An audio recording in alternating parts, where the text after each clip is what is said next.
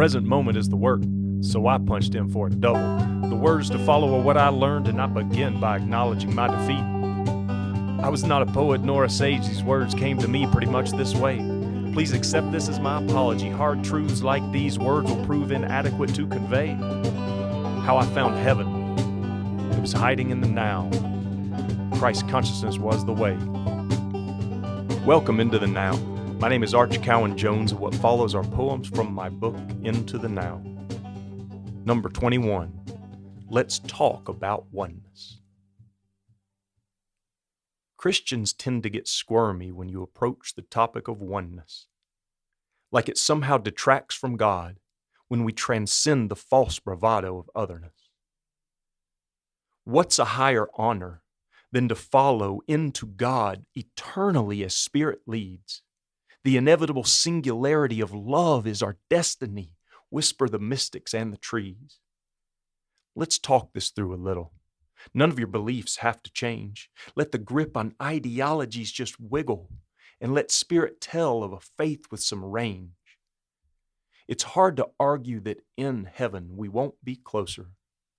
We will see God without the veil. But where does the Almighty's increased proximity falter? Where does God's eternal magnetism fail? They say we will live in His city, and I can't imagine just what that means. What is described by many mansions, will it be all gold or will it be more green? But what I really want to know is where I will live. How close will be my view? How close will my street be to God's street? Will we be neighbors, or will I have to look for God over eons of pews? Will it be just souls lined up the length of galaxies, seas of separate beings all made new? I believe God's pull is too mighty, and Christ's outpouring love will one day undo all the separateness life builds up. When we're in heaven, there'll be no view. Immersed in a Christ-soaked existence without all this illusory game. No more mobile phones serving as our prison guards, or competitions over preferences that have become our chains. What if we pushed back from the concept of otherness, killed off the ego's pride and joy, the separate self? Just allow for the potential of oneness. Leave the bailout of individual rapture, leave it up on the shelf. And instead receive the call to together. Find solutions to these problems we have collectively caused, because it becomes increasingly less likely we'll do it, as long as an eternally separate self remains involved.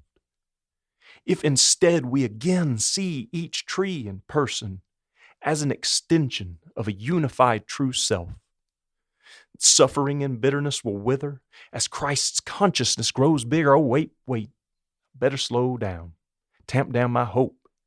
It's easy to trigger. That I've wasted too much time without making a point, I'm starting to fear. And about these disjointed rambles, people will start to talk.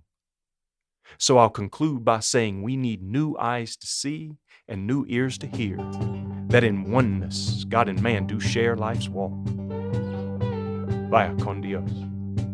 Thank you for listening. This has been another episode of the Into the Now podcast.